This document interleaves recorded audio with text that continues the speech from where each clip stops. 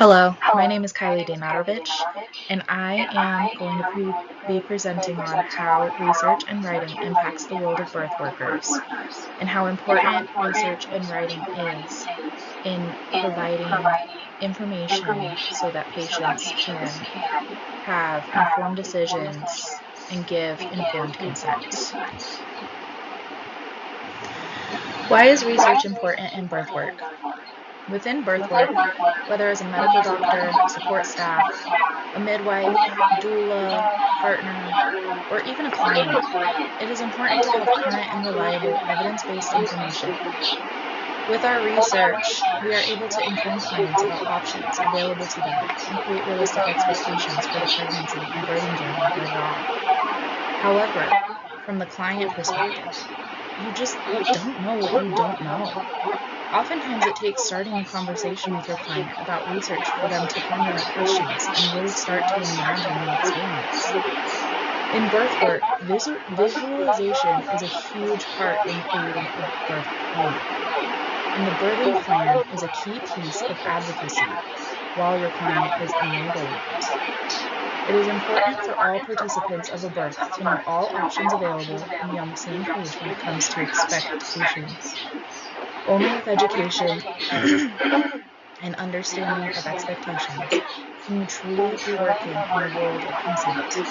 Consent is everything in the birth world. What about those people who think, I'm just going to go with the flow. I trust my doctor. I trust my staff. That's amazing, and you should. You should trust your provider. You should trust those people that are going to be present when you're in labor. However, it's really hard to listen and educate yourself on important decisions when you're in the middle of labor. Labor is very interactive, and you're very in your own mind. So to take yourself out of your mind and go into a place of rational thought makes coping that much harder. Education and research prior to decision making makes those decisions easier because you've already learned the pros and the cons. You've already made up your mind and made a decision about what you would do in what situation, which helps establish a plan for your partner, your family, your staff to follow so that you can focus on being fully present in your body and your experience without being pulled in and out for conversation. It also makes the process of labor and birth less scary. It makes you understand and know what to expect. You'll know the variety of options and obstacles that can arise, and they'll seem less scary because you'll know the evidence on the different interventions that can be used.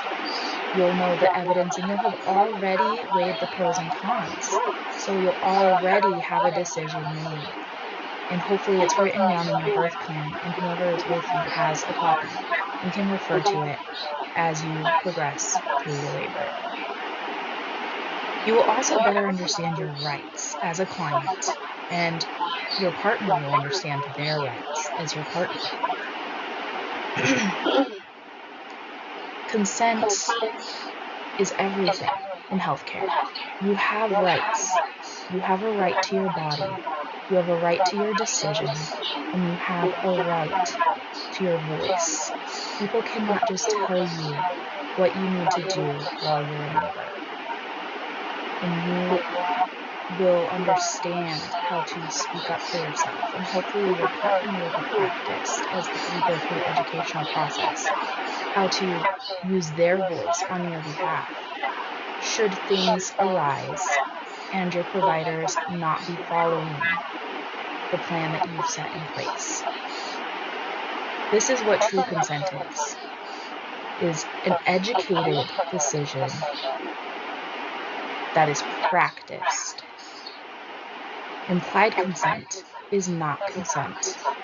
Assuming that someone would want something is not consent. And you have a right to know that and use your voice should someone try to tell you otherwise. The thesis of my paper is simple. It is only with active, continuous discussion about current and reliable research and evidence that we are able to create a truly safe and consensual environment for birthing people. When we provide research and evidence that is reliable, we empower people to make decisions for themselves, decisions that are educated. And having educated decisions made reduces the opportunity for medical abuse to happen. And if you reduce the opportunity for medical abuse, you reduce the likelihood of experiencing birth trauma. Now, a key word is reduce, not eliminate. You can never fully eliminate the opportunity for trauma. But by having advocates, whether it's your partner or yourself, or having a birthing plan, and understanding your rights and understanding the process, you do reduce the opportunity for birthing trauma. And studies have shown that when you reduce birthing trauma in people, you also reduce the likelihood of them getting postpartum depression. Again, notice the word reduce, not eliminate.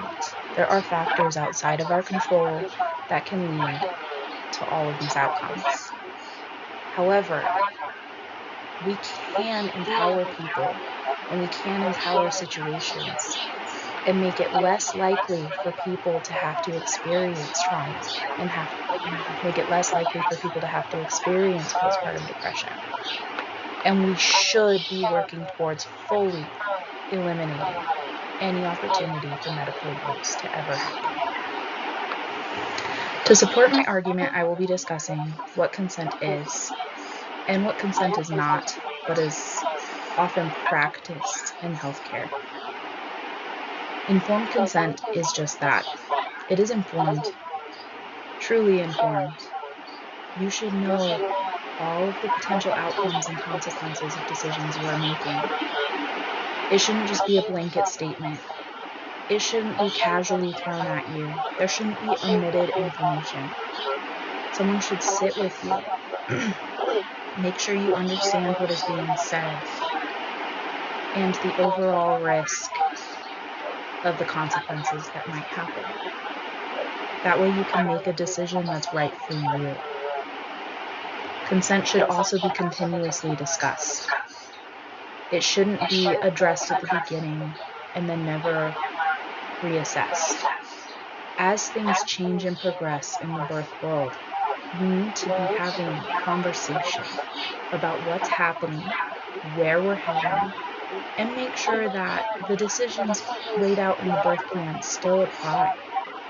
And the reason I say that is because consent is withdrawable. You can take it back. You can change your mind. It's not like you say, I want this, and you can never readdress it. You can. You may think you want something, and it turns out you don't. For example, in my own birth, I was planning a home birth, and I did not want an epidural. For the evidence that I read, I made the decision for myself that I did not want an epidural. Well, 3 hours into my labor, I was having horrible back labor. My baby was positioned wrong. She was facing the opposite direction that she should be. Not upside down, but like her face was the wrong way. And that can cause extreme back labor. And I mean extreme. And people laugh at it now because I guess 3 hours into my home birth, I just yelled, I want to be an American. I want an epidural. And that's funny because, a lot of other countries do birth different. And a lot of other countries don't practice using epidurals. And if they do, they use lighter epidurals than here in America. But that was me changing my plan. I wanted an epidural. I didn't want the home birth anymore.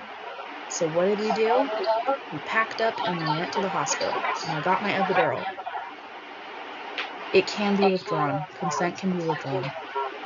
Whether it's as intimate as getting checked or being touched, or if it's as simple as wanting to be in a different place.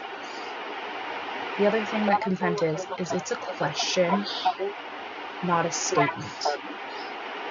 And let me explain that. On the provider side, it is a question. When you are providing care to a client, you're asking questions. May I touch you? May I start an IV? May I give you this medication for this, that, and the other? And you discuss what the medication is for and the consequences of giving it. It is not walking into a room and saying, I'm going to start an IV on you. I'm going to check how far you're dilated. That is not consent. And many healthcare providers will argue that the question is implied. But most patients are not aware that that's the mindset. Most patients are not aware that there's a question mark at the end of the statement, and that they can say, no, I don't think so. I am not interested in that.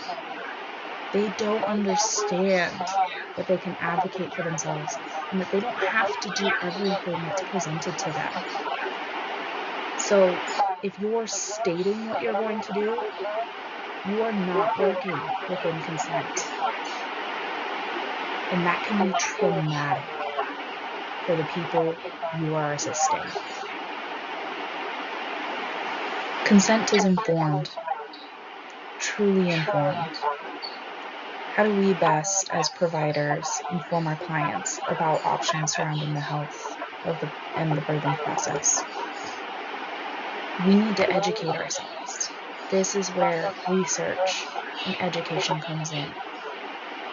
We need to know how to read research and know if it is good research or if it has bias. We need to know who funds the research. We need to know why the research was performed. And we need to know if it was ever done again and if the outcomes were the same.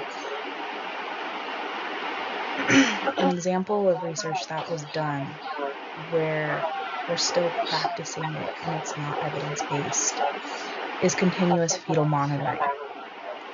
It is standard practice within hospitals for continuous fetal monitoring to be done. It was first put into practice to help prevent cerebral palsy within babies. The thought process was that if they could see when a baby was in distress and get them out sooner, they would prevent cerebral palsy from lack of oxygenation. That was the thought process many, many years ago. However, over half a century, we've been doing continuous fetal monitoring, and the outcomes of cerebral palsy have not changed. There is still just as many incidents of cerebral palsy as there were before continuous fetal monitoring.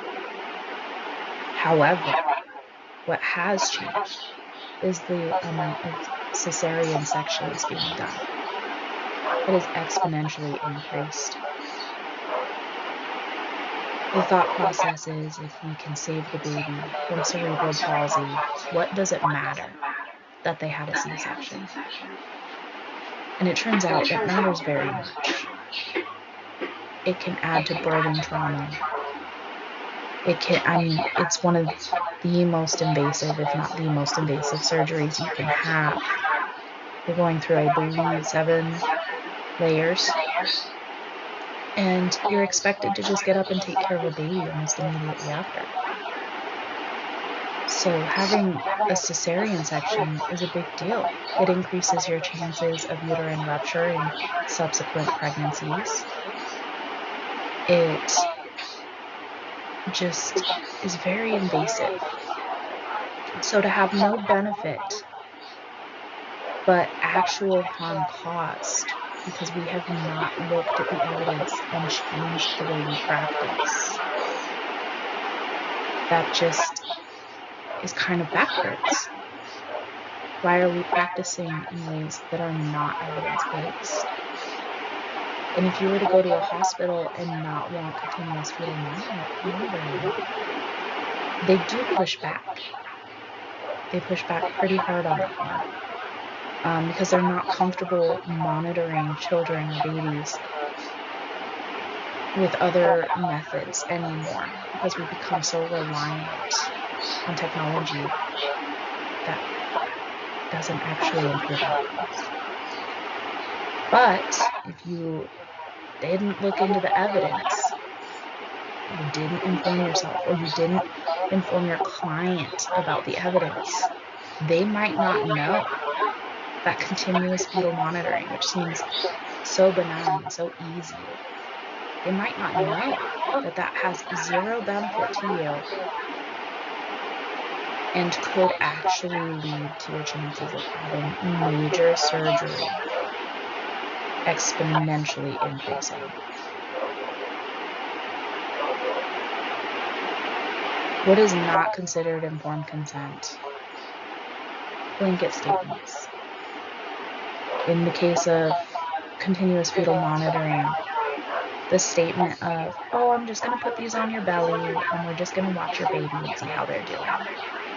That is not informed consent.